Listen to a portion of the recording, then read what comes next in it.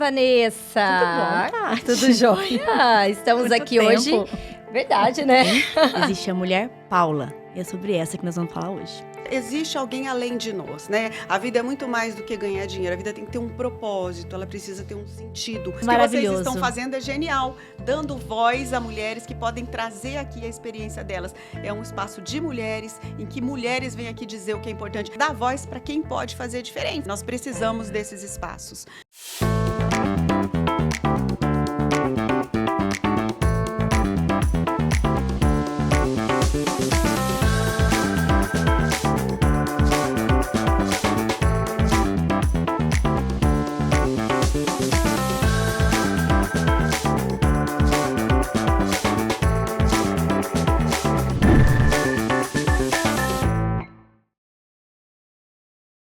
Olá, Vanessa! Tudo bom, tá? Tudo jóia? Estamos Quanto aqui tempo? hoje.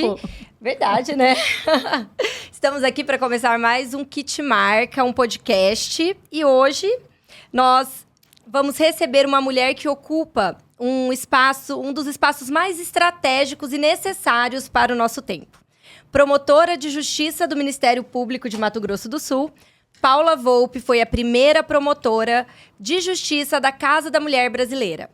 Uma atuação que não é apenas um título, mas um marco na luta pela proteção, dignidade e direito das mulheres. Na linha de frente do enfrentamento à violência contra a mulher, Paula reforça todos os dias que desigualdade de gênero não é uma pauta distante. É uma urgência que exige coragem e muita coragem, sensibilidade e ação. E ela tá lá, fazendo o que precisa ser feito, de um jeito incrível. Mas, só que entre todas essas funções, que não são poucas, mas também existe a mulher Paula. E é sobre essa que nós vamos falar hoje.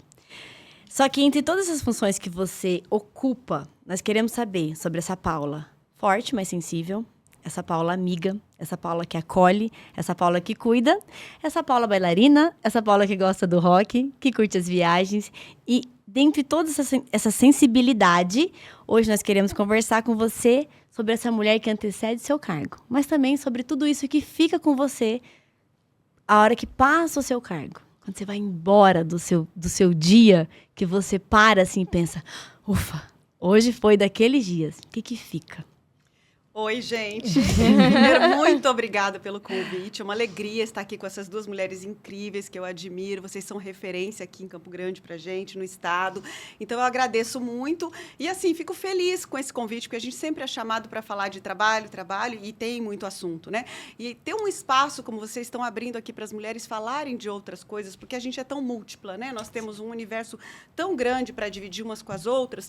É inspirador. Eu assisto os podcasts de vocês e eu vejo, vocês trazem referências aqui também de pessoas que fazem coisas diferentes. Não é o trabalho em si, é quem eu sou fora do meu trabalho. Isso é muito importante, porque quem está nos assistindo faz outras coisas também, mas quer saber exatamente o que vocês disseram, quem a gente é fora do ambiente de trabalho. É uma alegria falar com vocês sobre isso. Que delícia! Que bom, seja bem-vinda! Que linda, muito obrigada! É mesmo. Paula, a primeira curiosidade que vem para mim, assim, é quando você escolhe direito, é a sua primeira opção. Sim.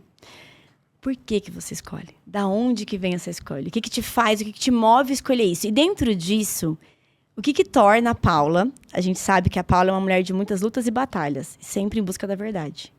Retidão e verdade.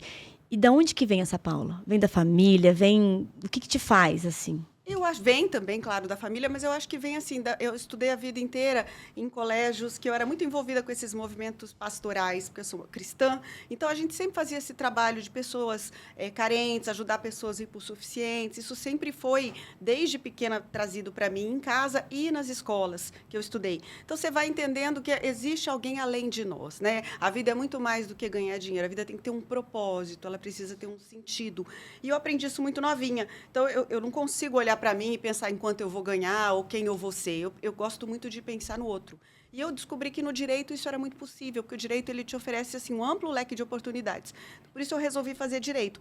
E o Ministério Público, eu estagiei no Ministério Público desde nova, então foi uma paixão. Depois estagiei em outros órgãos, mas eu vi que era MP mesmo, porque ali a gente, é o que vocês disseram, eu já trabalhei na Casa da Mulher Brasileira, mas eu trabalhei também em muitas outras áreas. Em todas elas a gente consegue entregar um pouco de quem nós somos para melhorar a vida dos outros. Porque o MP ele defende a sociedade acima de tudo. Então, assim, quando a gente tem uma mulher que é vítima de violência, uma criança que é vítima de abuso, o meio ambiente que está sendo destruído, o patrimônio público que é alvo sempre de tanta Ele corrupção. cuida desse geral. Isso, exatamente. É um pai que está olhando todo mundo ali, né? Exatamente. E vem da minha experiência já de infância e adolescência, de sempre olhar para fora de mim. Então, foi aí que veio essa minha vontade de trabalhar com isso.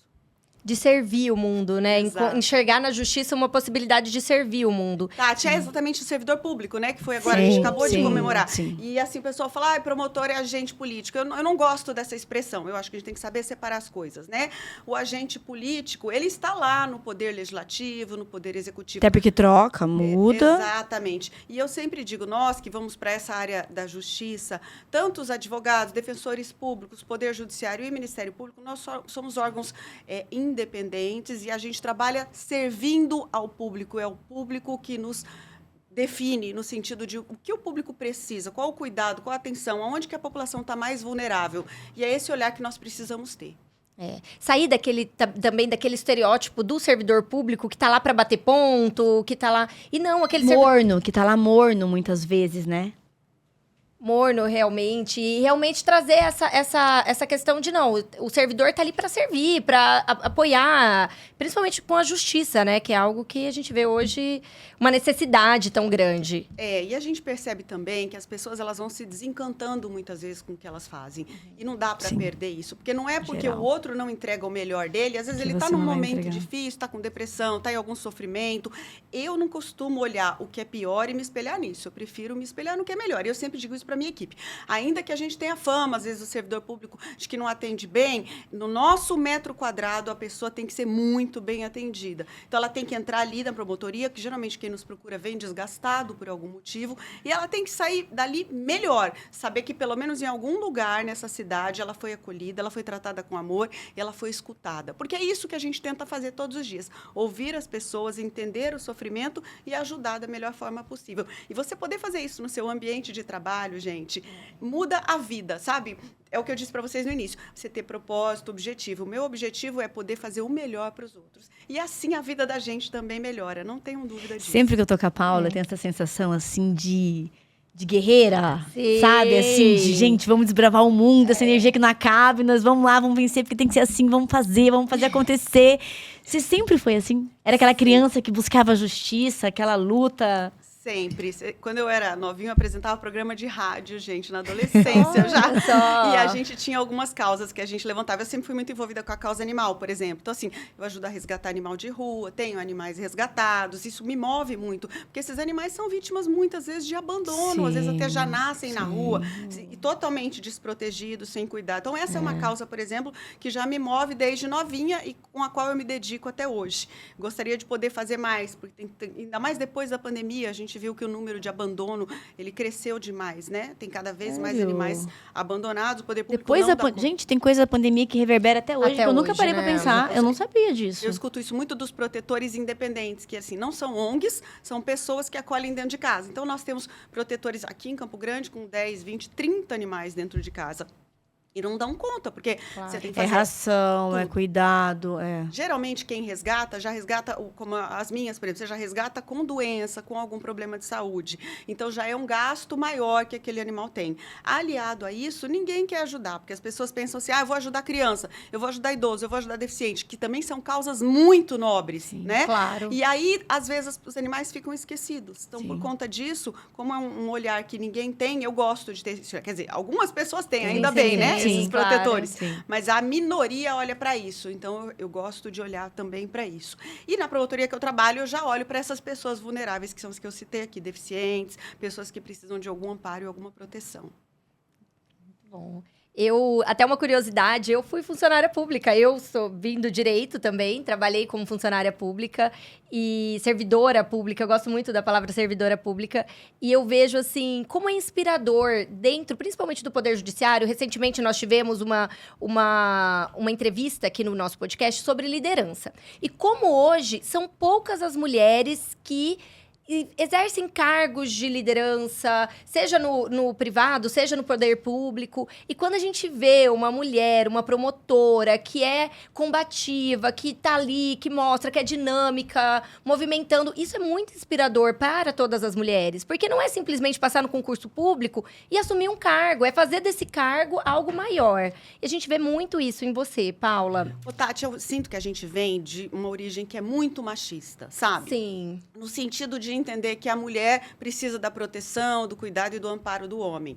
Mas tem mulheres que não têm esse homem, tem mulheres que não querem esse homem, e a gente tem que respeitar isso. Então, o machismo hoje, ele é uma coisa que a gente precisa olhar com muita atenção, porque ele tem trazido resultados muito negativos para a sociedade. Você sabe? acha que o machismo, mesmo no ano de 2025, ele impera, Paula? Eu acho que a gente precisa olhar para isso, porque ele está ali ainda. Ele tá Não ali sei se a ainda. palavra impera, mas ele está muito presente ainda no dia a dia. Você sente isso? Muito. Quando a gente trabalha com violência doméstica, nós vemos isso claramente. As mulheres, elas morrem dentro de casa, né? Os homens, eles morrem na rua. E as mulheres morrem pelas mãos de quem? Do marido, do pai, do filho. Então, é ali o ambiente em que todo mundo fala que elas deveriam ser protegidas e cuidadas, é ali que elas estão completamente desamparadas.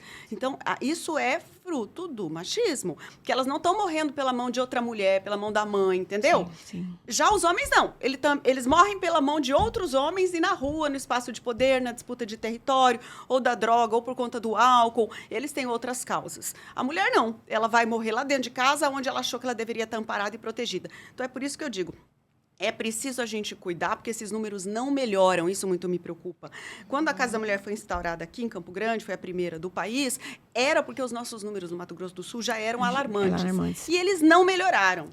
Então, isso nos leva a crer que há muito a se caminhar ainda. Até tem uma estatística que Campo Grande é uma capital com um número altíssimo de... Pela proporção, ela está em segundo, terceiro lugar de maior violência, não é? Exatamente. Os nossos números triste, nunca muito melhoram. É claro que a gente não pode desistir por causa disso. Porque também, assim, pensar o seguinte, depois que a gente instalou aqui todo esse trabalho, o número de denúncias também aumenta. Sim. Então, isso é bacana. Tem que ver sempre também esse recorte. Tem sido feitas denúncias nos outros lugares? Não tem como a gente acompanhar. A gente acompanha o nosso estado. E aqui, como o número de denúncias aumentou, é mais fácil nós acompanharmos.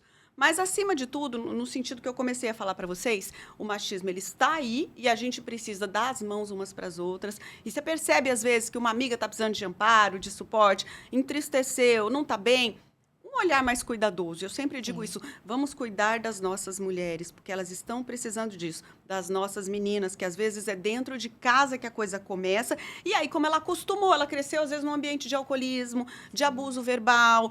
E aí ela vai para um universo de namoro, de relacionamento, e lá fora ela encontra a mesma realidade. E aquilo para ela é o quê? Padrão de comportamento familiar. Isso. Eu tenho muitos anos de psicanálise, que eu fiz terapia mais de 10 anos. E eu acho que isso nos modifica. Não é todo mundo que consegue custear porque é caro. Sim. E o poder público não consegue oferecer gratuitamente, né? São poucas instituições. Então, como a gente não tem isso, a gente pode ajudar aqueles, né, que precisam desse olhar da terapia, de olhar para você, de se cuidar, de perceber aonde que eu sigo errando na minha vida, aonde que lá atrás eu tive um padrão de comportamento que era negativo, tentar transformar e ressignificar isso nas nossas vidas. E muitas vezes a gente acha que é um lugar de uma pessoa menos favorecida, né?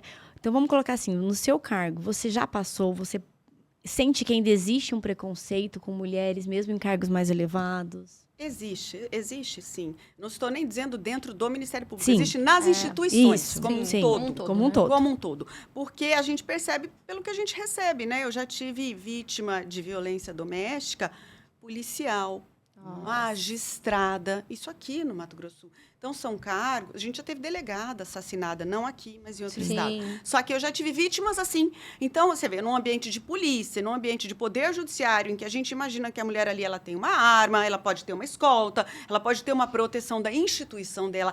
Ainda assim, ela foi vítima. Imagina. É porque existe a ideia de que a mulher tem que se submeter. Todas elas vítimas de violência que vieram por parte de homens. Eu sempre digo isso. É preciso de uma atenção. Mulher praticar violência contra a mulher é muito raro, né? Os números, assim, assustadores vem dos parceiros, dos filhos e dos pais. Então, já que isso ainda continua acontecendo, nós precisamos nos cuidar e cuidar umas das outras. Isso é muito importante. E nós conseguimos fazer isso a partir do momento que a gente fica atento, que a pessoa está diferente, ela mudou, você percebe alguma coisa, perguntar, oferecer um apoio, dizer, ó, se você não quiser falar, quando você quiser falar, eu estou aqui. Eu já levei amigas para fazerem denúncias na delegacia de polícia, porque se sentiram confortáveis no momento de muita instabilidade. Ó, você me ajuda? Ajudo.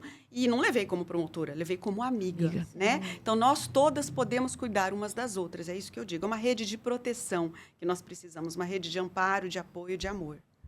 Isso aí. Até que ponto a Paula, não a promotora, mas a Paula, ela tem essa linha tênue aí da força e da sensibilidade. Até que momento que eu sou firme e até que momento eu sou sensível. Você consegue identificar isso no seu dia a dia? Vanessa, eu procuro isso na arte, né? Então, assim, eu faço balé, faço jazz, vou lá e jogo meu beach tênis. Eu tenho várias atividades que me ajudam a recuperar esse equilíbrio, esse centro. Senão, a profissão ela vai nos deixando um pouco embrutecida, um pouco hostil, porque a gente recebe muito. Eu trabalhei muito tempo na execução penal, com regime fechado, então você fica trabalhando com preso, com crimes graves. E aí, quando você consegue escapar para esse outro lado, você procura uma leveza que a vida precisa. Porque se a gente não encontrar essa leveza fora da profissão, muitas vezes, que a profissão ela é pesada, a gente pode ficar pesado para os outros e pesado para nós mesmos, que também é o que eu não quero. Então, eu encontro na arte isso. Eu gosto muito de música, eu escuto música no carro, escuto música passeando com as minhas cadelinhas, gosto muito de ler, escuto podcast, que é uma coisa que todo mundo consegue fazer, né? Coloca ali gratuito. E eu escuto muito podcast de psicanálise, de outras áreas, de outros setores. Então, nós temos também que sair um pouco de nós. Quem tem uma profissão que é muito puxada, às vezes é uma dona de casa, gente, que trabalha demais, né? Sim. Que tem os filhos, ou uma mulher que trabalha fora ainda chega em casa, aquela dupla, tripla jornada, tem que cuidar das crianças, muitas vezes ainda cuidar dos maridos, que a gente sabe que isso ainda existe. Então, procurar essas rotas de fuga, rotas de escape. Mas em que momento ali que você fala, não, aqui foi a Paula, promotora, forte. Não, mas aqui foi a Paula, mulher sensível. Eu acho que está um pouco misturado, viu? Vou ser muito franca com você. A sensibilidade, é o que eu te digo, vai nessa parte da leveza, da dança, da música. Quando eu vou num show, quando eu viajo, eu gosto muito de viajar, sempre que é possível, né? Bater uma asinha, sair, porque a gente volta com uma Renovada. energia Renovada. recarregada. Eu falo, pode ser ali do lado, a gente vai para Bonito, vai para o Pantanal, não precisa nem pegar um avião, mas você já tem encontro com a natureza, né? Você já encontra um novo ar, e conversa com outras pessoas, que tem aquela coisa de olhar para o mundo, escutar o canto do pássaro, ver o pôr do sol. Tudo isso nos reenergiza. Talvez aí esteja o meu lado mais feminino, o meu lado mais leve. E se a gente fica só na televisão, na rede social e no trabalho, nós não percebemos, mas a gente vai ficando adoecido, porque é um mundo que nos enrijece. E, infelizmente, hoje, as redes sociais, elas viraram um campo de batalha, né? Já foram mais saudáveis no passado, mas agora essa coisa da ideologia, da politização, ela é muito triste, que a gente começa a colocar a pessoa em caixinha, como se ela, tudo que um lado da política dissesse, essa pessoa fosse. O outro lado, aquela... E não é, a gente é muito maior, a gente é muito amplo. Muito mais do que isso, né? Eu consigo me identificar com algumas pautas de um lado, outras pautas de outro lado. Eu não aceito que ninguém me coloque dentro de um quadrado e diga, só porque a Paula pensa, a Paula trabalha com direitos humanos, então ela é isso. Ou a Paula está trabalhando com presídio e preso, então ela é... Não, eu olho a pessoa como um todo. É aquilo, né? A nossa profissão nos tende a nos encaixar, e nós somos muito mais. Nós somos o que reverbera da nossa profissão. Exatamente. Nós somos o que fazemos a nossa profissão. Tem uma frase que eu gosto muito do Dom Helder Câmara, que ele dizia assim, especializa-te em encontrar o bem de cada pessoa. Ninguém é maldade concentrada. E eu acho isso genial. Porque, assim, claro, existem psicopatas e tudo, mas a gente está falando de uma minoria da população. Sim. Mas, na maioria, a gente encontra o bem dentro das pessoas. Só que, às vezes, a vida foi tão cruel, ela já sofreu tanto, que ela está muito rígida. Se a gente procurar, a gente consegue encontrar o melhor dos outros e trazer o melhor de nós para os outros também. Mas isso tem que virar praticamente o que ele fala, uma especialização de vida.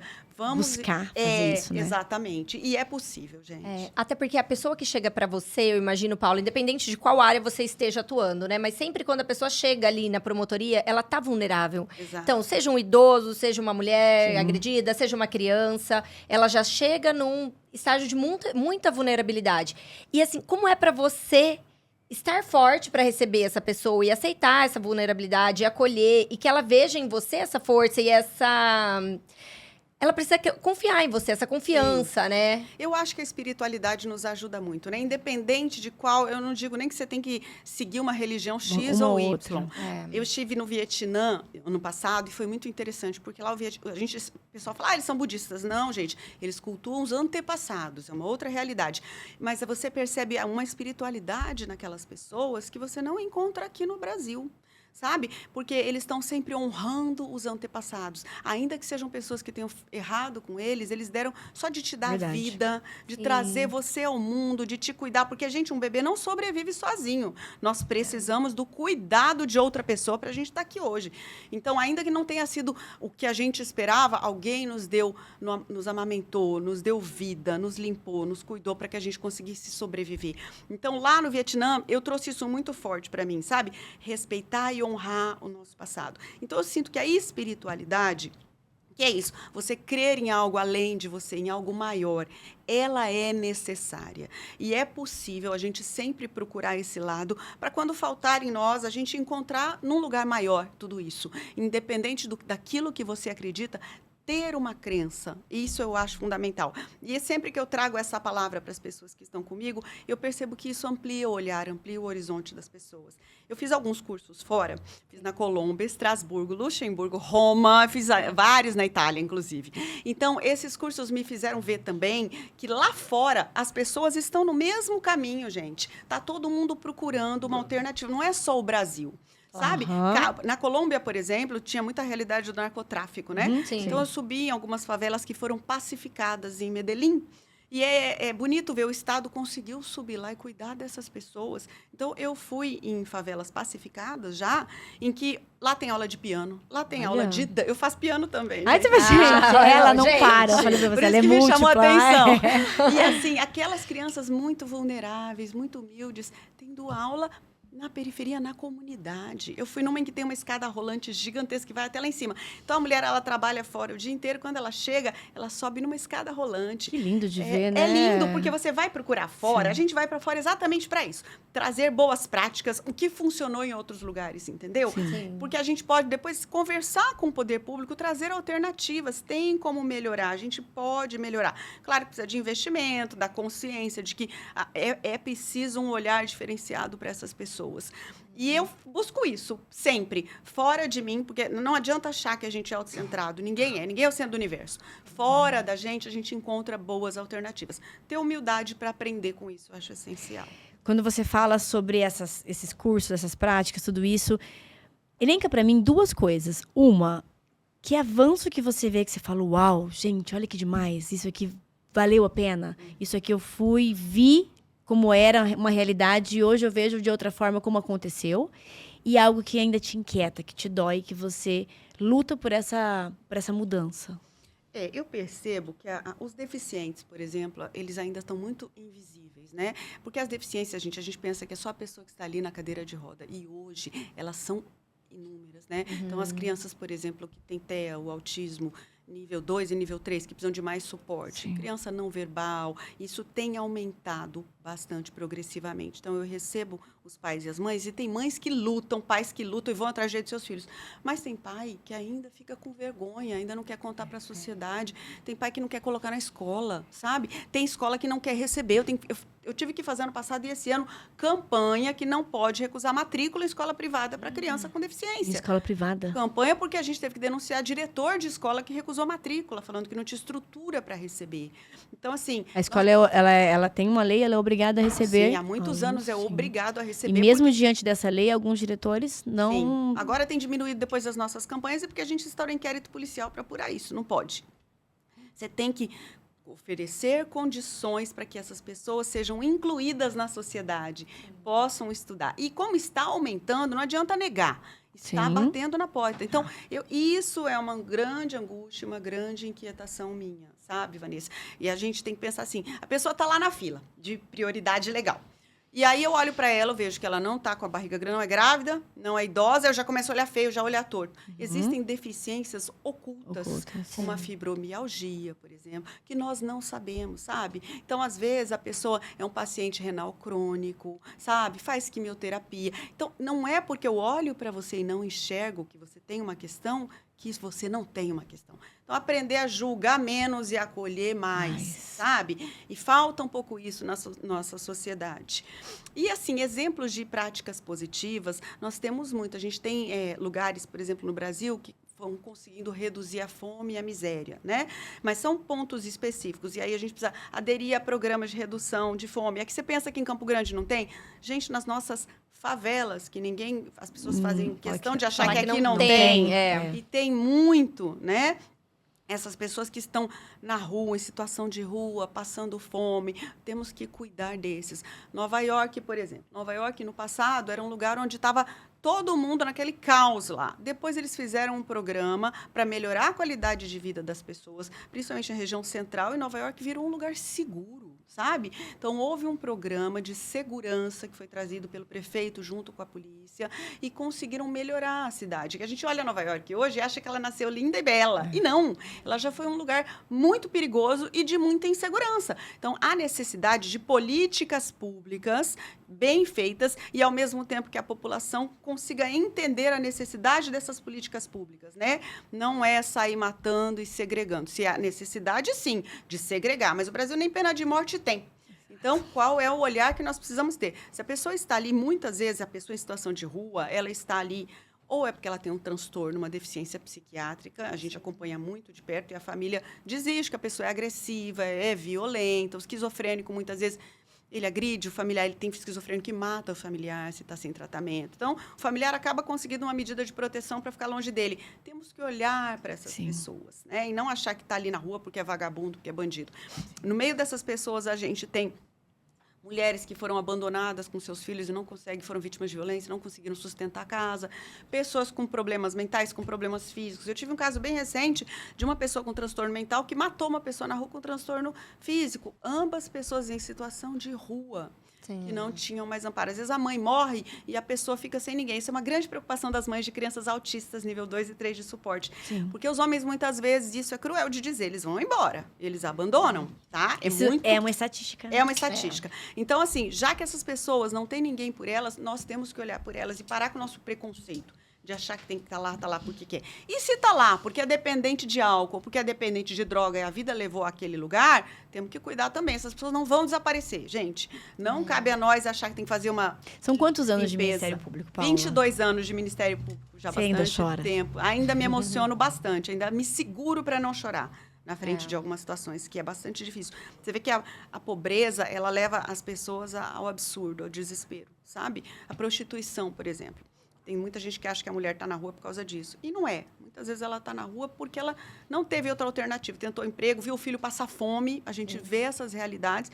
E foi ali que ela conseguiu sustentar o lar dela. Então, ela falou, bom, se é ali que eu vou encontrar comida para meu filho, é ali que eu vou estar. Muitas vezes, trans, gays, que não são acolhidos e são jogados para fora de casa, a gente vê isso ainda acontecer, não são recebidos para trabalhar. Nós temos ainda em Campo Grande poucas empresas que dão o trabalho para essas pessoas, sabe? Para pessoas trans, para pessoas diferentes, que são consideradas diferentes.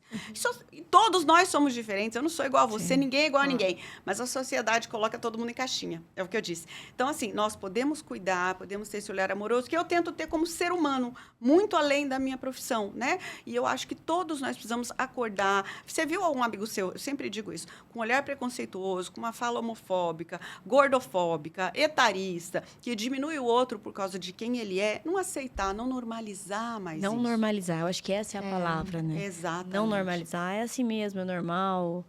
Né? Isso provoca sofrimento, sabe, Vanessa? A gente tem que pensar que o outro, ele vive naquele universo já de exclusão. Só porque ele é quem ele é, muitas vezes a família já não aceitou, ele não encontrou emprego, ele não encontrou nada, a porta está fechada. Ainda vem a gente achar que a gente pode julgar. Se a gente tornar a vida dos outros mais fácil, o mundo pode ser melhor, né? Eu sempre digo que se nós, mulheres, estivéssemos à frente do mundo, lá atrás, nós não teríamos tido guerra mundial como nós tivemos. Não teria tido, gente, não tenho dúvida disso, porque a pandemia deixa muito claro. Os países em que houve menos mortes eram governados por mulheres. Então, assim, é só pesquisar aí que vocês vão ver os dados. Aonde a mulher toma frente, porque a mulher tem um olhar cuidadoso, a mulher tem um olhar materno, ela não abandona. Fila de presídio é o melhor exemplo que eu dou, gente.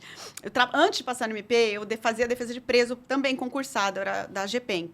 E aí me chamava muito a atenção, porque eu trabalhava dentro dos presídios, e a fila do presídio masculino eram muitas mulheres. Você quase não via um homem, você não via um filho ali visitando o pai, você não via um pai visitando um filho. Era raro ter um homem ali. Era as esposas, as mães, que nunca abandonam, as irmãs, mas sempre mulher. Faziam comidinha, passavam pela humilhação da vistoria íntima, que é humilhante, e estavam lá para visitar toda semana. Só que aí você pega um presídio feminino, que geralmente as mulheres nem estão presas por crimes violentos, é mais por tráfico, essas questões. Você quase não vê homem na fila, tá? Você quase não vê o pai, o filho e o marido. Também são mulheres naquela fila. São as mães, as irmãs e as filhas. Amigas. Então, elas cuidam, elas protegem, porque a gente tem esse olhar. Aí, se você vai me dizer que isso é de instinto ou que é cultural, tem uma séria discussão, e não estou aqui para filosofar também. Se é por instinto ou se é por cultura, não interessa muito. O que interessa é que nós, mulheres, temos esse olhar. Então, por que a gente não vota na gente? Por que a gente não se apoia? Por que não cuidamos umas das outras? A gente está replicando esse universo no qual nós fomos criadas, de violência, de truculência, e cabe a nós começar a mudar isso. E nós já temos muitos homens parceiros nessa luta, isso é muito bacana, sabe? Que incentivam mulheres, que apoiam mulheres. Sim. Então, a gente tem que dar as mãos para esses homens. Eu entrevistei esses dias num podcast do MP um pai, que é incrível, ele fundou uma instituição que cuida de crianças autistas. E eu até parabenizei. Eu falei, olha, a gente tem que dar espaço para essas vozes. É tão raro um pai fazer esse trabalho. Sim. Ele falou, não, a minha esposa, ela fica super feliz que eu ajudo, que eu colaboro. Eu falei, não, você faz muito mais do que ajuda. Você está à frente desse movimento. Porque sempre são as mulheres. Ele é uma exceção. Então, a gente precisa de mais exceções, assim, de mais homens do nosso lado. Estender a mão para eles. Nós, gente, todo mundo é educado por mulher, porque, assim, de regra, é a mãe que vai dar a educação dentro de casa. Por mais que elas trabalhem fora, são elas que cuidam depois que vai fazer a tarefa junto. É o que a gente vê na maioria esmagadora dos casos, né? O pai paga a pensão e a mãe fica com eles. Quando paga, né? Quando paga, porque a maioria das vezes também é uma luta para fazer pagar, né? Então, assim, nós somos mães de todos eles, né? As mulheres que são essas mães, cabe a elas também esse olhar cuidadoso. Às vezes o pai não vai ter, não conseguiu ter porque não recebeu.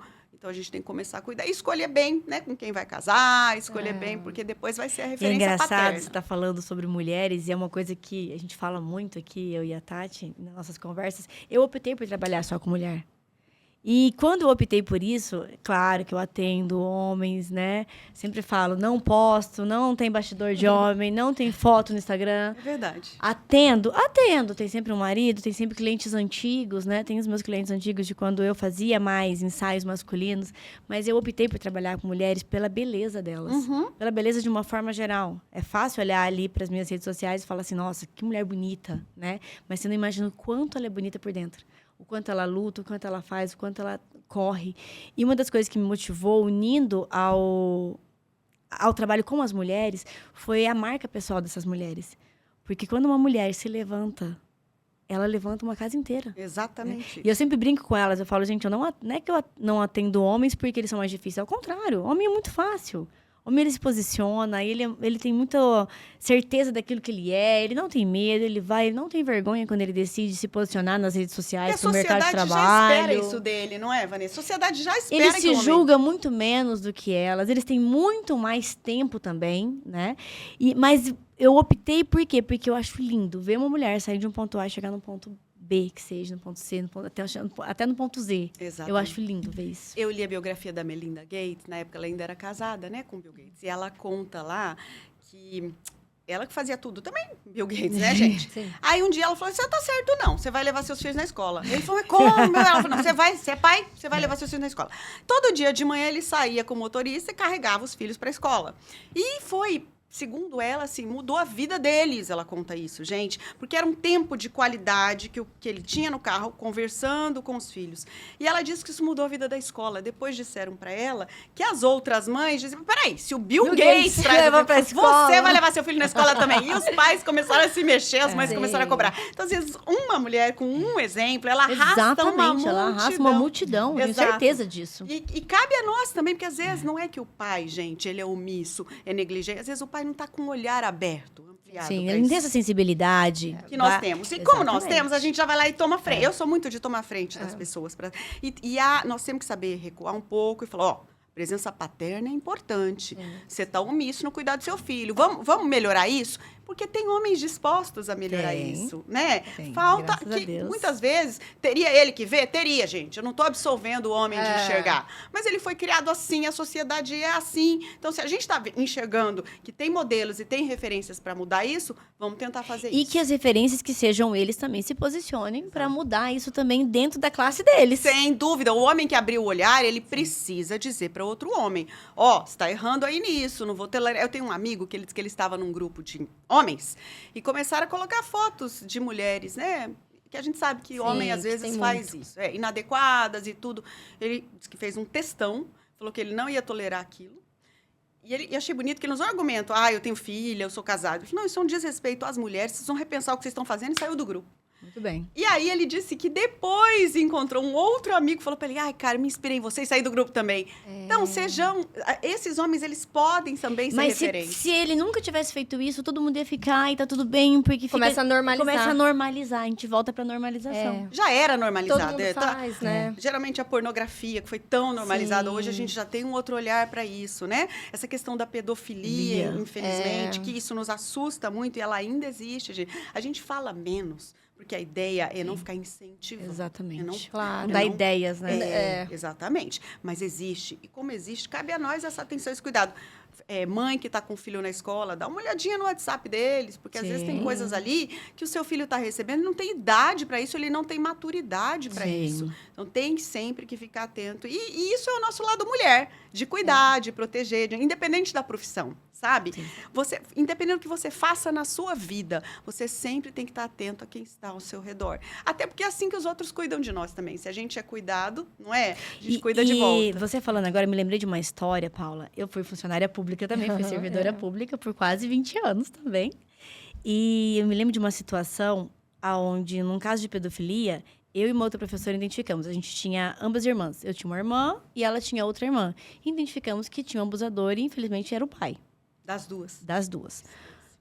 Quando nós denunciamos para a supervisora não teve medo. Ela se posicionou. Certo. E ela foi atrás até esse homem ser preso, né? Ser denunciado, ser preso, ser tudo averiguado ali. Mas ela precisou tomar uma posição. Nós, como professoras, a gente conseguiu denunciar para ela, que conseguiu denunciar e resolver toda essa situação. Resolver não, né? Porque é uma situação que não se resolve.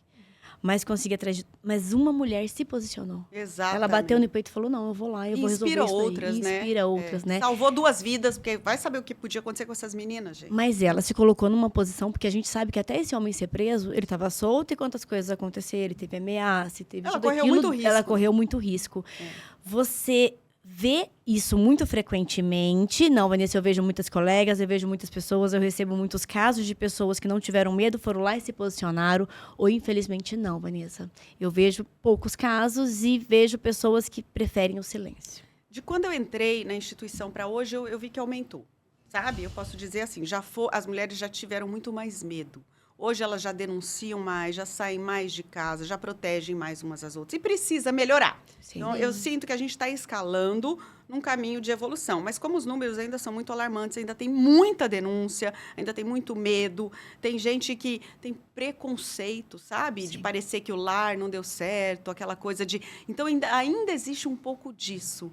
Que é olhar e falar assim, eu fracassei. Não, gente, você não fracassou. A relação, muitas vezes, não deu certo, mas deu certo pelo tempo que durou. Sim, Claro. E outras vezes você está convivendo com um bandido, com um criminoso que tem que responder um processo. E ainda bem que se você não dá conta sozinha de sair daquilo, que você tenha um professor, que você tenha um amigo, que você tenha alguém do seu lado para te estender a mão e te ajudar. Eu sou fã de professores, sempre fui, né, gente? Eu também. E eu acho que é o professor que muda o mundo. Sim. Porque muitas vezes o aluno ele chega sem referências boas de dentro de casa. Sim. Pai e a mãe trabalham o dia inteiro, está cansado, não está dando conta da demanda dos filhos. E é na escola que ele vai se inspirar. É na escola. Professores são guerreiros. Demais. Professores... E eles têm aquele olhar também do dia a dia ali, né? Ele eu falo para você, Tati, que vai coisas... muito além disso tudo. Eu me lembro, nessa situação, por exemplo, eu tive meu pneu rasgado, eu tive meu carro pichado, a gente teve ameaça de morte. Entendeu? E foi assim, casos, eu saí, não trabalho, não atuo mais como professora, mas eu sei o que esses profissionais, principalmente de escolas públicas da periferia, passam. Passam até hoje, gente, isso ainda existe. Mas assim, saber que eles vão ter o amparo das instituições, procura, né, o Ministério Público, procura a polícia, porque hoje, cada vez mais, nós somos também capacitados para dar o suporte, para dar o amparo. Eu chamo, às vezes, pai agressor na promotoria, quando tem problema com criança deficiente, às vezes a gente precisa se impor, sabe? Se precisar, coloca um policial ali na sala para a pessoa entender. E hoje em dia, as instituições estão cada vez mais atentas para isso, Vanessa. Porque há um cenário mesmo, ainda se normaliza a violência contra a criança, ainda se normaliza... Estou falando de quase 20 anos atrás. Exato. Por isso que eu disse, de quando eu entrei no MP para cá, está melhorando, mas ainda existe. A violência, os maus tratos contra a criança, as pessoas ainda normalizam, gente, agredir como forma de educar. Sabe? Sem pensar no trauma que você está trazendo para essa criança. Que você está gerando uma pessoa agressora, porque a gente aprende com um exemplo, né? Sim. Então, assim, não é que minha mãe não me educou, não educou meus irmãos, mas você tem várias formas de educar já hoje em dia.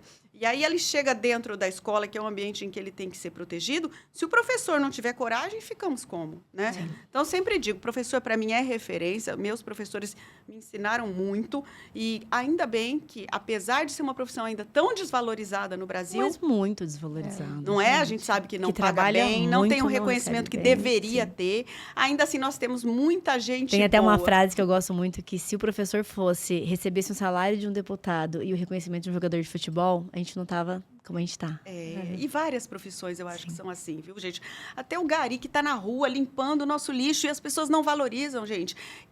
Já pensou como seria o mundo se todo mundo deixasse o lixo na rua? Ia tá cheio todo mundo de doença, tudo que é tipo de coisa para lá e para cá. Então, assim, nós temos que saber olhar para a profissão de cada um e ver o valor, porque nós só existimos assim, em cooperação. Então, tem quem faz nossa comida, tem quem cuida de nossa roupa, tem quem limpa o chão que a gente pisa. Então, eu vejo muitas pessoas, elas são incapazes de cumprimentar, sabe, quem está ali fazendo o mínimo. Eu não consigo entrar num ambiente e achar que o presidente da empresa é melhor do que aquele que me recebeu na portaria. Sim. Porque aquela empresa só está funcionando porque todas aquelas pessoas estão trabalhando em conjunto. Cabe a nós. Você viu que o seu amigo não cumprimentou o garçom, foi grosseiro. Fala, fulano, você não percebeu que tem um ser humano ali? Né? Então, eu já fiz isso com uma amiga minha, tá, gente? Eu sei ser chata quando é necessário. Porque as pessoas precisam enxergar. Existe o outro está ali. E ele não está ali só para nos servir. Ele está ali para exercer a profissão dele. Agora, eu sei ser chata, mas eu acho que você sabe ser atenta. Mas essa Paula, ela foi criada assim? Ela se transformou assim? Conta um pouquinho. Não, veio dentro de casa também, né? Eu já tive esse olhar dentro de casa. Eu acho que é necessário. Mas se não tivesse tido, gente, mesmo quem não aprendeu dentro de casa, a vida tem que nos ensinar. Senão, nós não estamos aqui à toa, né? Então, para que a gente lê tanto livro, assiste aula? É para evoluir. Se dentro de casa você tinha um pai e uma mãe que estavam desatentos, os meus eram atentos, eu estou falando aqui, vocês estão falando aqui, a gente sempre tem gente puxando a nossa orelha, né? Podemos melhorar. Se de agora em diante uma vez eu falei em casa que eu acho horrível quem separa a comida e fala que a funcionária da casa não pode comer aquilo porque é mais caro. E eu comentei aquilo como não dá para acreditar que isso existe, então, né? Eu comentei aquilo achando aquilo um absurdo. E muito tempo depois, uma amiga que estava em casa falou, Paula, aquele dia me doeu, porque eu fazia isso e eu não percebia que era maldade. Eu pensava assim, paguei mais caro, o mais caro fica para os meus filhos. E aí ela disse que depois daquele dia ela mudou. E ela começou a falar para a funcionária, tudo que tiver na geladeira você pode comer.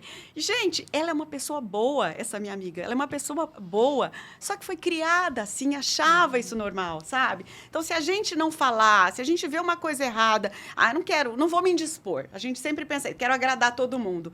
Nós não melhoramos nada, né? A gente está aqui passando pela vida à toa. Então, e se o outro me der um toque em alguma coisa que eu preciso melhorar também, eu vou achar bom. Pode até que na hora o ego fica meio ferido, tem gente que não aceita, mas para e pensa, o outro tá certo, né? Ninguém, eu sempre digo, ninguém é dono da razão, não existe o rei sol. Estamos aqui evoluindo uns com os outros. Então, veio de casa, mas também veio da evolução da vida, de olhar e aprender. E vem ainda, né? Vem, porque eu acho que a gente vai se fazendo todos os dias, né? O meu pai, por exemplo, quando eu era nova, ele era uma pessoa muito mais difícil. E assim, hoje meu pai é outra pessoa. Foi a vida que foi modificando, melhorando. E eu espero ser assim também. Ser lá na minha fase mais idosa, uma pessoa melhor. Podemos ser, né, gente? Podemos nos inspirar uns nos outros. Com certeza. Eu adoro ver documentário, uma das coisas que eu gosto de ver. Porque você assiste documentário, tem tantos de pessoas que a vida se transformou com um sofrimento, melhorou, não é? Sim. Então, olhemos para isso. Tanta gente que a gente acha que está brilhando não sofreu. E aí você vai assistir ou vai ler, eu adoro ler também biografias. Você fala, meu Deus, tudo que essa pessoa passou, tanto sofrimento que ela teve, e eu nem imaginava. Né? Principalmente Sim. hoje na era das redes sociais, em que a gente vê aquele recorte bom, só o recorte bom, só o bonito da vida da pessoa ali, né? Eu li a biografia do Phil Collins, e aí você vê ele brilhando há tantos anos, tanto sucesso, e ele traz esse dark side, né? O lado negro do que ele sofreu, do tanto que ele errou com os filhos, errou nos relacionamentos, a dor que ele sentia para cantar, tinha que tomar injeção já no final da vida para conseguir dar conta da voz. Hoje ele já está mais idoso, mais velhinho. Cara, a vida não foi só aquele palco, aquela luz, né? Sim, e é importante, ninguém é feito só de luz. E eu achei tão importante ele trazer esse bastidor, que assim, é um homem que a gente admira, que sempre cantou, que inspirou, né, a nossa vida, e estava lá também com o sofrimento Errando dele. também, Como nós, aprendendo. que temos também os nossos sofrimentos. Quem não errou com um parceiro, quem não errou com um filho, saber se perdoar, saber olhar para frente e falar, eu posso ser melhor de agora em diante. Porque eu acho que muito mais do que o perdão que a gente tem com o outro, que a gente precisa aprender a ter, é olhar para nós e falar, tudo bem, eu errei, de agora em diante eu não vou errar nesse ponto, posso até errar em outro, porque somos todos falhos. Eu não quero conviver com gente perfeita, sabe? Porque falhar é do ser humano. Eu quero conviver com gente que aprende com seus erros, que é o que eu tento fazer comigo mesma. Aquilo que eu fiz lá, eu pisei na bola, não foi? Tem dia que eu não quero conviver nem comigo mesma, que eu tô chata, gente. Mulher sabe o que é TPM, hormônios, né? Impossível. Meu Deus do céu. Então, aprendi, fiz aquilo, não foi legal, saber pedir desculpa para o outro, saber pedir desculpa para mim, né? E amanhã é um novo dia, um outro sol, e dá para fazer melhor. Isso aí. E, Paula, nesses 22 anos de carreira, de profissão, já teve algum momento que você falou, não quero mais isso não é pra mim? Chegou no estopim ali, por todo esse contexto que você trabalha. Tem dias que a gente quer desistir quando a Eu gente imagino. luta e vê que lá na frente deu errado, né? Mas você tem que pensar assim, o que eu acabei de falar, ninguém é perfeito. Então, não é porque eu fiz o meu melhor e o outro não fez o melhor dele. Muitas vezes a gente vai atrás de uma decisão judicial, então segue num processo e lá na frente a decisão é diferente do que nós esperamos. E a gente vê isso todo dia nos nossos tribunais, né? Você vê na televisão, fala, esse país privilegia bandido, o cara fez tudo que fez e está solto. Isso gera em nós também, que trabalhamos muitas vezes por uma condenação de uma pessoa corrupta, de que alguém que fez algo muito grave, gera também em nós a mesma frustração. Sim. Não é só para quem está em casa assistindo a televisão. Sim. Só que se a gente desistir, o que vai acontecer? Então, assim, às vezes eu vou dormir, Tati, muito chateada com alguma coisa que deu errada, admito, e aprendi uma coisa que é importante, colocar 2, 3 noites no meio. Você precisa, às vezes, reagir na hora? Às vezes não, gente. A gente não pode ser só reativo nessa vida. Eu não posso deixar que o outro me paute. Então, se veio uma decisão infeliz, veio algo totalmente diverso do que eu esperava, dorme e acorda.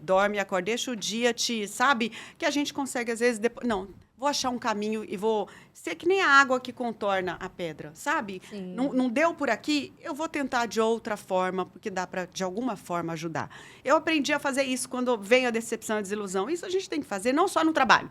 Isso a gente tem que fazer nos relacionamentos, tem que fazer na vida, né? Às vezes, você está lá com uma pessoa que é violenta com você, não deu certo aquele casamento, larga aquele marido, dorme, descansa, cuida de você, acredita em você. Lá na frente, quem sabe, outro relacionamento vai te fazer mais feliz. Enquanto isso, a gente tem amigos, a gente tem irmãos, né? As pessoas têm que parar de achar que o amor romântico é tudo. Não é, né, gente?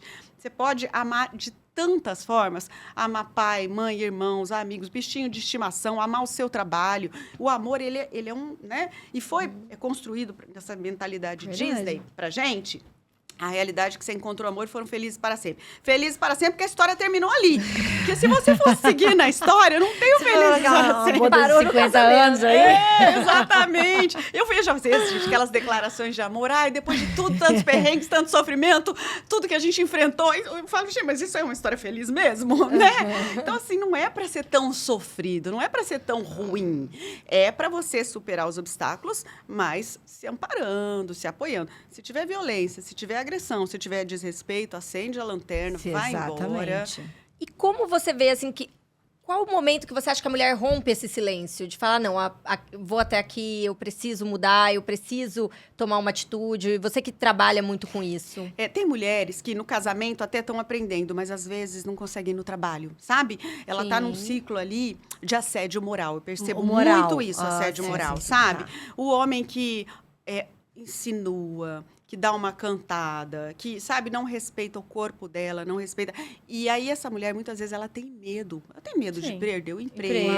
De ninguém acreditar no que ela vai falar. Exato. Ele tem e mais nunca poder. chega direto na agressão ou em algo mais sério, né? Começa aos poucos, vai sendo uma escala, não vai, Paula? Principalmente no ambiente do trabalho. Sim. Há muito essa questão do assédio moral que passa por esse assédio da sedução. E aí ela fica também naquele limiar, mas será que ele só está tentando? E ela fica tentando acreditar que o homem não tem jeito para lidar com ela, que o homem está passando do sinal, mas é porque ele foi criado. Não, gente. Porque isso é cultural, porque é do homem mesmo, isso é normal. Exatamente. E não é. Nós não podemos normalizar algumas coisas. E eu percebo que nesse aspecto que você perguntou, a gente precisa evoluir, tá? Então, conversar com as nossas conhecidas, com as nossas amigas. Se a pessoa está sofrendo um assédio, dizer para ela, tem o Ministério do Trabalho ali, você pode fazer uma denúncia, sabe? Sim. Isso não é certo. E muitas vezes, conversando entre nós, a gente descobre que aquele mesmo homem que fez uma conduta dessa com você, ele praticou também essa conduta com outras mulheres. E praticará se ele não parar. Exatamente. E o que vai mudar vai ser a atitude da mulher. Infelizmente é isso. Das mulheres, das mulheres, né? Com quem ele conviveu. Os outros homens, começa que eles nem sabem que isso está acontecendo com a mulher, né? E eles preferem não saber também, muitas vezes. Porque se a mulher não está tomando providência, por que ele vai se meter, né? Então, assim... Conversa com as suas amigas. E se você tiver um homem compreensivo ali perto, um homem com esse olhar, porque eles existem, gente, aí chama o seu amigo do seu ambiente de trabalho, ó, fica atento, eu tô passando por isso, você vai ser minha testemunha se for preciso?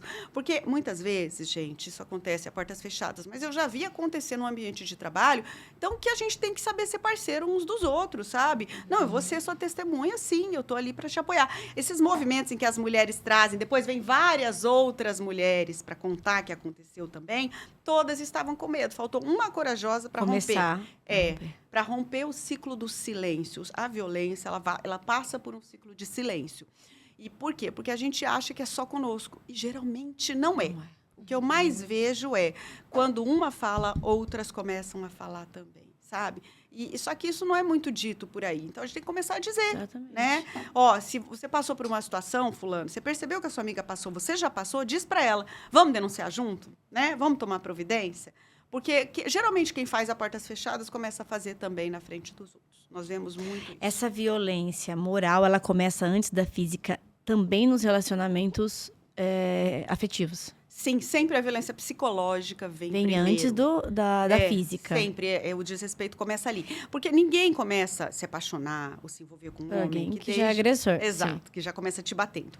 Então, assim, implicar com o seu batom, implicar com a sua saia, implicar com o seu decote, começa desse aceitar você como você é ali. Isso, implicar com seus amigos, implicar com a sua família. Quando ele começa a te cercear como ser humano...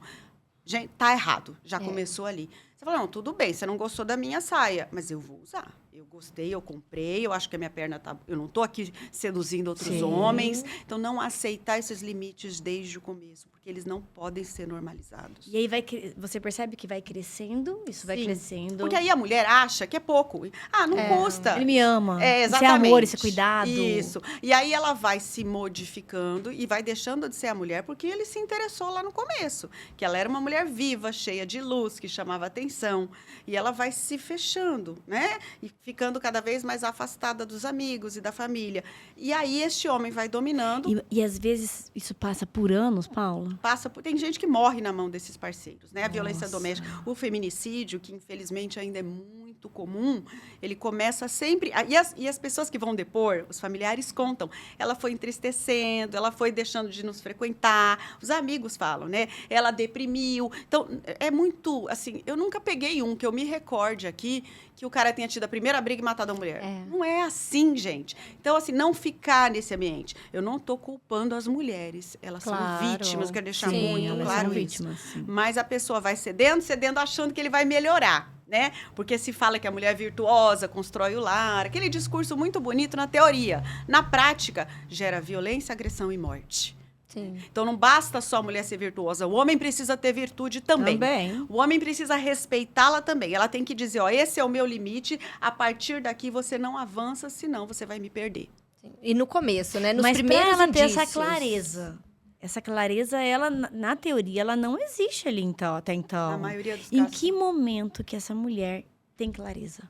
Porque, às vezes, o filho vai embora, a família vai embora. Em que momento que ela tem essa clareza? Infelizmente, é difícil. Por isso que eu digo, não desistamos das pessoas. Não, né? Se a gente abandona, o filho vai embora. Sim. A amiga vai embora, o familiar, ela fica sozinha. E aí, ela não tem... Como que ela faz se ela não tem amparo nem suporte? Isso, então, em que momento alguém pode ajudar? Você percebeu que a pessoa está diferente, eu sempre digo, percebeu que a sua amiga começou a, né, mudar, está mais triste, não normalizar, a pessoa deprimiu, vai tomar remédio, vai ficar boa. Não, algum motivo muitas vezes tem, sabe? Sim. Não é só fisiológico, genético, biológico, não. Então, não desistamos umas das outras. Pergunta sempre, dá o apoio sempre. Tem uma amiga que teve um problema muito sério e eu fiquei ali do lado sempre, a vida inteira. Até um dia ela falou, você me salvou. E eu nem imaginei, porque ela disse que foi uma das coisas que eu disse para ela que fez ela procurar a terapia e largar o marido. E ela nem era vítima de violência física, era puramente psicológica. Só que eu nem imaginei que eu tinha ajudado desse Mas tanto. machucava tanto quanto a física, né? Às vezes a psicológica machuca até mais, porque destrói a sua autoestima. Você leva um tapa, você leva um empurrão, passa. Agora, quando a pessoa te diz coisas que te diminuem muito, que fazem você deixar de acreditar no seu potencial como mulher, sabe? Que você é capaz, que você pode produzir, isso te destrói por dentro. Então, a psicológica, ela é grave e ela tem que ser apontada, sabe? Não normalizar. Até porque acho que a psicológica, ela fica um pouco escondida. E a física, não. Aconteceu ali, você tem aquela... Tem a marca, a materialização elas escondem ali, do né? mesmo jeito, né? Então, infelizmente, sim, porque elas não querem nem acreditar. Do mesmo jeito. Eu percebo, Tati, que a mulher... Muitas ela não... relatam que, eu mereci. Eu acho que, no fundo, né? Ela fala assim, também, por que eu provoquei? Exato. Eu vi que ele estava bêbado, eu vi que ele estava nervoso, era hora de eu ficar quieta. Não, ele estava bêbado, ele tem que te deixar em paz, né? Sim. Ele não tem que te perturbar. Mas isso aí é da cultura machista e ela tá aí ainda na sociedade, ela tá do nosso lado sem a gente imaginar, tá? Às vezes é um irmão, é um colega de trabalho, é a funcionária que está dentro da sua casa, que você percebe que ela não está bem, está mais quieta, pergunta, oferece ajuda, fala, quer que eu vou com você na polícia, sabe? Quer sair de casa, como que eu posso te ajudar nisso? Procura o poder público, existem programas hoje que amparam essas mulheres vítimas de violência doméstica. Nós temos secretarias de assistência social, tem caminhos, não dá para achar que não tem. É que às vezes a gente não quer se incomodar com o problema do outro. Só que o problema do outro pode levar a que o outro perca a vida, né? Sim. E cabe a nós que estamos do lado. Então, o momento é, você viu que a pessoa não está bem, não a abandone, cuide dela, faça o seu melhor, porque às vezes sozinha ela não vai dar conta. Eu acabei de falar, cooperação, nós convivemos em sociedade, nós somos comunidade. É aquela ideia antiga que falava que os indígenas, um indígena sozinho não cuida de uma criança, ele precisa de uma tribo. E isso é genial, gente. Nós estamos em tribo e a gente fica tentando se fechar no nosso metro quadrado. Isso aqui nós estamos falando de alguns setores, mas quando a gente pensa assim, na sua área, na área da Tati, na minha área, qual o percentual de mulheres e de homens que se destacam, que vão, que buscam, que lutam na política, como você disse? Exato. Então, qual é o movimento para isso? O que você acredita que qual é o movimento? Vamos colocar em todas as esferas para isso. Eu acho que primeiro nós vamos votar em mulher, gente. Porque a mulher, ela vai ter... Só que elas se candidatam menos também. Sim, mas por quê? Porque ela não tem a rede de apoio necessária, sabe? Às vezes você tem que falar para sua amiga, se você sair candidata, eu vou te ajudar a cuidar do seu filho a hora que você estiver nas reuniões. Faz ali um grupinho, a gente já fez isso no Ministério Público, sabe? Você não tem com quem deixar seu filho à noite, a hora que você vai na reunião, deixa comigo que eu cuido. Então, a gente consegue ver como que você pode ajudar a outra. estender a mão para outra, porque se a outra se candidatar e levar as nossas pautas à frente, a gente consegue caminhar melhor. É uma mulher que vai ver a realidade de outra mulher. Mas se essa mulher não tiver suporte e amparo, porque muitas vezes o marido abandonou, o marido não cuida, como que ela vai dar conta, gente? Então, é sempre isso, é sempre esse olhar diferenciado, essa oferta de ajuda, de proteção. Porque se eu já estou com 2 filhos em casa, eu posso pôr um terceiro ali para dar uma mão, entendeu? Para ajudar. E, sendo em rede, não pesa para ninguém, dá para a gente fazer isso. Seja também para uma mulher estudar, para uma mulher fazer algum trabalho, Exatamente. exercer alguma Evoluir coisa. profissionalmente. Hoje, em Campo Grande, a gente já tem os programas de EJA Mulher, que é ensino para as pessoas com mais idade, e jovens e adultos, em que é precisa escolarização, e há uma espécie, como se fosse uma creche. Fica um cuidador ali do lado com essas crianças, enquanto a mãe estuda pela noite. Então, procurar um desses programas. Não tem perto da sua casa? Conversa com as amigas. Será que cada dia algum pode ficar com seu filho para você poder estudar? E, gente, as pessoas estão mais dispostas a colaborar do que a gente imagina, sabe? Só que às vezes a gente tem coragem de pedir e a outra pessoa também nem pensa em oferecer. E aí a gente pode, umas com as outras, no seu grupo lá de igreja, de oração, no seu grupo do esporte, em qualquer coisa que você faça que seja coletiva, ver que uma mulher precisa sair, dar um upgrade na vida, melhorar, oferece amparo, oferece ajuda, né? Sim. Porque a gente às vezes não pensa nisso e isso pode fazer a diferença e mudar uma vida. Isso aí. Exatamente. Que lindo. A Paula, ela tem ela motiva, a gente sai inspirada, a gente sai querendo ser a fazer Xirra guerreira também. Querendo fazer um monte de coisa. Mas eu acho que somos nós juntas. Isso que maravilhoso. Vocês estão fazendo é genial. Dando voz a mulheres que podem trazer aqui a experiência delas. É um espaço de mulheres, em que mulheres vêm aqui dizer o que é importante. Independentemente de entrevistar homem. Acabei de falar que eu entrevistei um homem no podcast, mas dá voz para quem pode fazer diferente. Vocês estão de parabéns por isso, gente. Nós precisamos desses espaços de fala para que o outro também nos escute. E assim, todo mundo que vier aqui, eu tenho certeza que vocês vão fazer uma curadoria interessante para que sejam pessoas que possam somar e agregar. Eu devolvo os parabéns. Sim, e a gente se preocupa muito com isso mesmo, porque nós falamos de posicionamento. Eu posiciono através de imagem, a Tati posiciona através das estratégias. E o que a gente quer com tudo isso? É aquilo que você falou. Quando eu posiciono uma mulher na imagem, a Tati posiciona uma mulher na estratégia, o que nós queremos? Que essa mulher ela tenha voz. Exato. E o que nós observamos? Que muitas vezes, isso tudo que você falou, está acontecendo com ela não consegue ir à frente. Sim. Ela não consegue se posicionar num sentido geral, não só na fotografia, nas redes sociais, mas na vida. Exatamente. E uma mulher bem posicionada na vida, ela se posiciona em outros lugares. Sem dúvida. Então, essa é a nossa luta, minha e da Tati, para que a gente continue colocando essa mulher num lugar de destaque, num lugar de destaque da vida dela. E eu acho que vocês estão fazendo isso muito bem, não só na profissão, como aqui no programa. A gente percebe que esse espaço ele é feito com amor, com carinho, mas, ao mesmo tempo, com coragem, que é isso que nós precisamos ter. Coragem para dar voz umas às outras. Isso aí, muito bom. E é o que a gente quer mesmo, que a mulher se enxergue, que ela veja quem ela é. Acho que isso se perdeu muito também. E quando a mulher recupera, quando ela sabe o potencial que ela tem também, ela consegue mudar uma casa. A Vanessa fala muito isso e eu concordo, né? Uma mulher que se levanta, ela levanta uma casa inteira. Ela levanta uma comunidade, as amigas. Então, esse também é o nosso papel, é o nosso objetivo. Com podcast, com workshops, com... E engraçado, dentro de toda a sua fala, eu conheci muito a Paula, já fotografamos, já conversamos, mas eu conheci muito a Paula, eu vejo sempre essa energia, essa força, tudo. Mas hoje eu conheci essa Paula com uma sensibilidade muito além. Muito forte, isso tudo, e com um carinho gigantesco, né? Também já tive a oportunidade de ver a Paula sendo amiga em várias situações, mas hoje eu conheci essa Paula carinhosa. E hoje eu conversando com a Tati, nós tomamos café da manhã juntas, né? Fizemos o Dia da Beleza juntas. Tão maravilhosa. Mas acontece. De vez em quando, né? Vocês estão sempre maravilhosos. E uma coisa que eu, conversando com a Tati, assim... O meu trabalho é maravilhoso, graças a Deus. Eu tenho um trabalho muito diferente do que eu já vivi nas escolas. Eu tenho um trabalho que é só lindeza, né? Eu tenho alegria de ser cliente desse trabalho. É maravilhoso. E eu falei pra Tati hoje uma coisa assim... Por que elas ficam muitas vezes emocionadas diante da câmera? Porque ali eu não tô pensando em mim, na Tati, em você. Eu tô olhando só pra ela. Exatamente. E quando eu tô olhando pra ela, ela se vê alguém enxergando ela.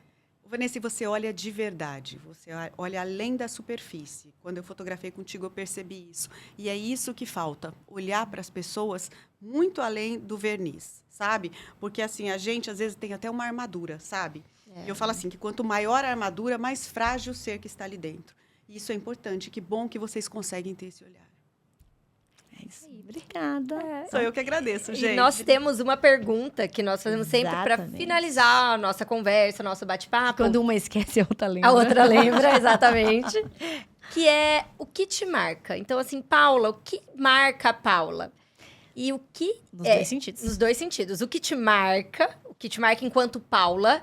E o que a Paula marca nas pessoas que estão As ao marcas que a redor, Paula carrega. que ela carrega, que ela traz. O que me marca, eu acho que é a indignação. Eu não consigo ficar em zona de conforto e nem me acomodar. Quando todo mundo fala, é assim mesmo. Eu falo, não é assim mesmo, não. Se a gente achar isso normal, a gente não vai melhorar.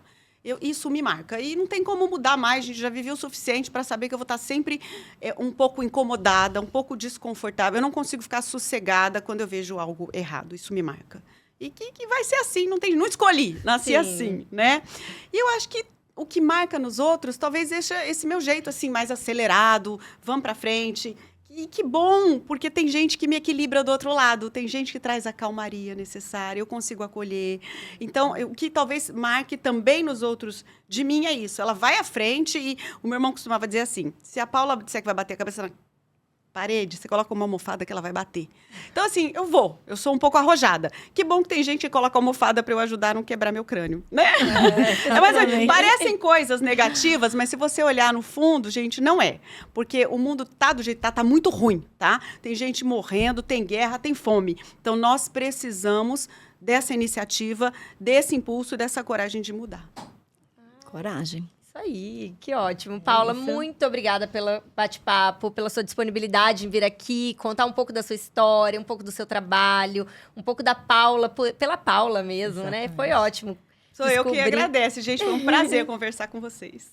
E olha, acho que a Paula não tem redes sociais abertas, né? Mas o Ministério Público tem. Sim. Então, quem precisar, pode. A gente vai deixar, vou pedir para a Paula mandar pra gente o contato, deixar ali as redes sociais. Isso, do MPMS. O meu não é aberto, mas se a pessoa me mandar uma mensagenzinha lá em box, ouvi o podcast, gostei de você, eu vou aceitar. Não tem problema nenhum, vou dar uma olhadinha. Não é aberto, gente, porque hoje em dia, no trabalho que a gente tem muita gente fake, Instagram, que entra lá pra falar bobagem, pra agredir, muito réu. Sim. Então é só por isso que eu tenho esse cuidado. Uma Mas segurança, muita né? gente que eu dou palestra vem e fala no meu inbox, eu assisti você, gostei de você, e eu aceito, não tem problema nenhum. Ótimo, tá? então Paula tá aí. Volpe. Vamos deixar Paula lá. Volpe, a gente vai deixar lá. Sigam também as redes sociais, indiquem, mostrem, né? Compartilhem, porque realmente esse episódio foi muito especial. Muito. Parabéns pelo trabalho, gente. Obrigada. Obrigada, Até a Paula. próxima, Até. pessoal.